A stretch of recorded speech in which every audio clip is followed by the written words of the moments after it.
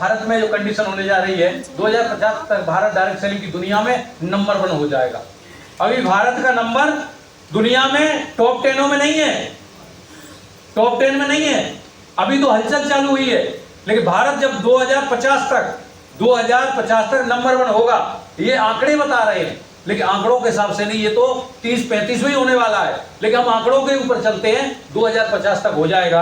और 2050 तक होगा तो इसमें देखिएगा, भारत में जो world federation of direct selling association है, WFDSA के 2023 के आंकड़े के अनुसार बताते हैं कि भारत में CAGR जो है वो ग्रोथ कितना है, 3 सालों में 8.3 का है। पूरी दुनिया में जिसे हम बोलते हैं इस समय USA को बोलते हैं कि बहुत ज्यादा तेज ग्रो करने वाली कंट्री है, इस समय भारत सबसे फास्ट ग्रोइंग करने वाला कंट्री बन चुका है डायरेक्ट सेलिंग में। और यही एक अनुमान बताए जा रहे हैं कि 2050 तक भारत बहुत तेजी से आगे बढ़ेगा। यही ग्रोथ जारी रही तो हम 2025 तक कहां पहुंच जाएंगे, नंबर 1 हो जाएंगे। ये संभावना है। जैसे आज से पहले अगर 50 साल पहले किसी के भविष्यवाणी ज्योतिषी बता देता था ना, तो उसका कॉन्फिडेंस बढ़ जाता था।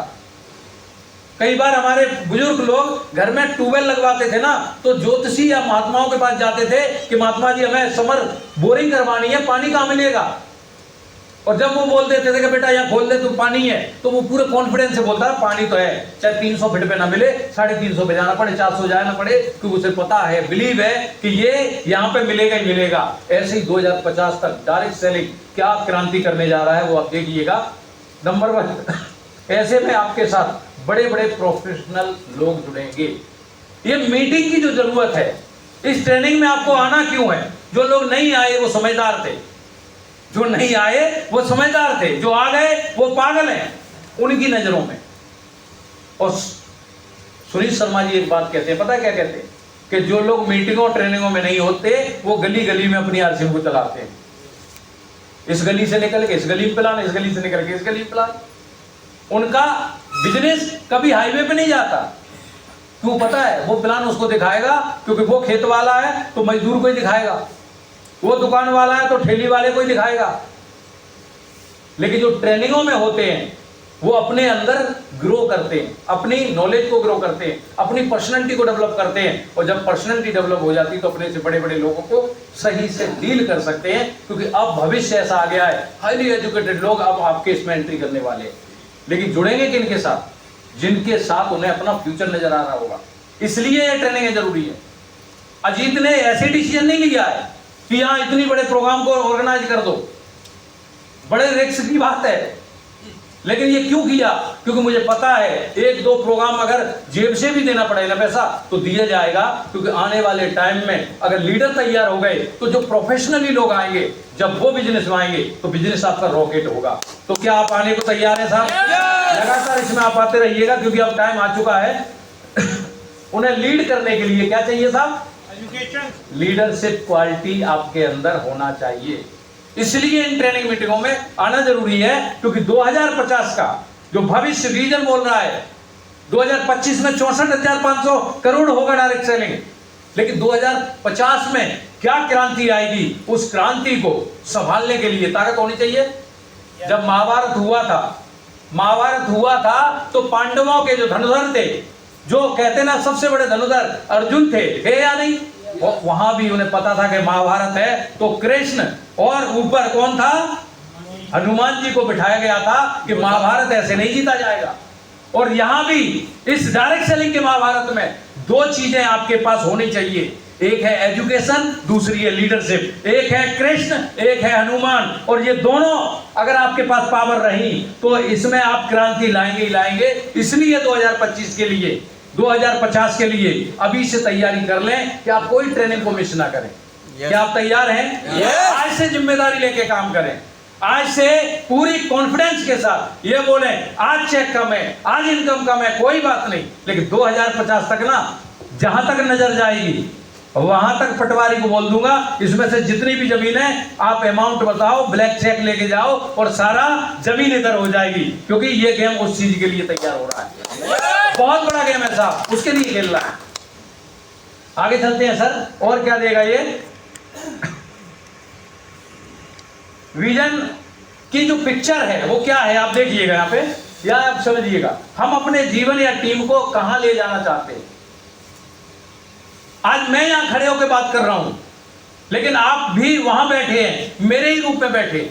कल आप भी यहां पे आएंगे, वो विजन आपको मिले कि 2050 में आप अपनी कंपनी को, अपनी टीम को, अपनी लीडरशिप को कहां देखते हैं। ये विजन भविष्य में घटने वाली संभावनाओं को आज देख लेना ही विजन होता है।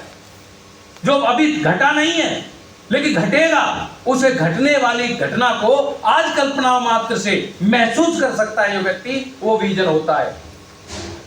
कितने लोग 2050 को महसूस कर पा रहे हैं? yes. तो क्या अनुशासित होके कमिटमेंट के साथ करेंगे सर? yes. क्रांति लेके आएंगे हम पूरे भारत में? Are you excited? और आगे चलते हम, ये देखिए, ये हमारी सोच का विस्तार है। विजन हमारी सोच का विस्तार है। और विजन कैसे बनता है? जब आप डरपोक लोगों के साथ रहते हैं, रोते हुए लोगों के साथ रहते हैं, तो आपका विजन रिसाव होता है। आपको लगता है मर्द फंस जाएंगे, क्यों रिस्क लेना। लेकिन जब आप विजनरी लोगों के साथ रहते हैं तो फिर वो विजन आपके अंदर ट्रांसफर होता है। जैसे अभी तन्नू बोल रहे थे ना, बोला इतना बड़ा डिसीजन ले लिया। डिसीजन क्यों ले लिया पता है? ये डिसाइड किया था कि मेरे आने वाली पीढ़ियां भी नौकरी करेंगी अगर मैं नौकरी करता रहा तो। क्योंकि मैंने अपने चाचा जी की जर्नी को देखा था, मैंने दादाजी पिताजी की जर्नी को देखा था, और मैंने पाया था कि वो लास्ट टाइम में वही संघर्ष में गुजर रहे थे जो मैं नहीं चाहता था। मैंने 70-80 साल की एज में अपने दादाजी को देखा था। जवानी के वो बेताज बादशाह थे। जवानी के अंदर वो अपने क्षेत्र के नहीं, पूरे उसके बेताज बादशाह थे। जब बात आती थी ना, पहले फौजदारी होती थी, रिकॉर्ड मत करना, फौजदारी होती थी, इस तरफ लड़ जाएंगे वो पार्टी फौजदारी से जीत जाएगी। उनके घर में आज भी लाठी रखी है भाई साहब, 12 फीट की लाठी है, और वो 12 फीट की लाठी में एक हाथ में पकड़ के उठा नहीं सकता, लेकिन वो ऐसे पकड़ के उठा लेते थे, और जिसमें पड़ गई दोबारा उठा नहीं है साहब। उनके टाइम अलग था, ताकत थी, लेकिन अपन को ये पता था कि ये सब कुछ होने के बाद जीरो होना है। लेकिन एक काम अगर अपन भी चले जाएं, उसके बाद एक खानदान में एक चिराग जिंदा रहेगा जो हमेशा याद आएगा कि कोई अजीत था। yes. आप भी चाहते हैं ऐसा? yes. इसके लिए याद करना है साहब। ये विजन का विस्तार होता है, बड़ी सोच होती है। आप देखिएगा, टाइगर टीम भारत का विजन मिशन स्टार होगी। हम सबका विजन क्या है? मिशन स्टार होगी। हमारी सोच क्या है? मिशन स्टार होगी। इसके लिए हमें क्या करना पड़ेगा? सर्वश्रेष्ठ टीम बनानी पड़ेगी। आपको ऐसे नहीं सेलेक्ट कर लिया गया। 80 लोगों की लिस्ट आई थी मेरे पे, 82 लोगों की। यस। राकेश सर कितने लोग हैं काउंटिंग में? 65 नाम दिए, वो नहीं आए। मैं अनुमान लेके चल रहा था 60 लोग आएंगे, और आपने फिर भी प्रूव किया कि मैं फेल किया, 5 लोग ज्यादा आए। ये आपने प्रूव कर दिया। मैंने 60 लोगों का ही नाम लिया था, मैंने कि 60 लाएंगे। लेकिन पता है क्या, एक ही चीज है, अगर बड़े युद्ध जीतना है तो हमें सैनिक तैयार करने पड़ेंगे, बड़ी सेना तैयार करनी पड़ेगी। और सेना बड़ी तब तैयार होगी जब बड़ी लीडरशिप होगी। क्योंकि बड़ी सेना कब बनेगी? बड़ी लीडरशिप के साथ ही बड़ी होगी। अब दीपक जी अगर बड़े नहीं बनेंगे, अपनी लीडरशिप बिल्ड नहीं करेंगे, तो दीपक जी का जो बड़ा बिजनेस आएगा वो कैसे बड़ा होगा? आज आप लोग यहां मीटिंग ले रहे हैं, रामकृष्ण गुरुदेव ने गुड़गांव में चालू की थी, लेकिन मुझे नहीं पता 11 मास्टरमाइंड ने कोई डिसीजन लिया नहीं लिया, लेकिन अजीत का सर्वश्रेष्ठ डिसीजन है कि जब जब जो काम हुए हैं वो सबसे पहले अजीत ने करके दिखाया। अब देखना, ये कॉपी होगा, ये भी कॉपी होगा। मिशन रॉयल्टी, CTW कॉपी हुई हर जगह। आप जो हम आगरा की टीम करती है, पूरे भारत में टाइगर टीम के अंदर होता है, जो भी सोच होती है। इसलिए मैं कहूंगा कि आप पूरे भारत की सबसे बड़ी लीडरशिप के साथ हम लोग काम कर रहे हैं, तो अपने लिए जोरदार ताली बजा दीजिए।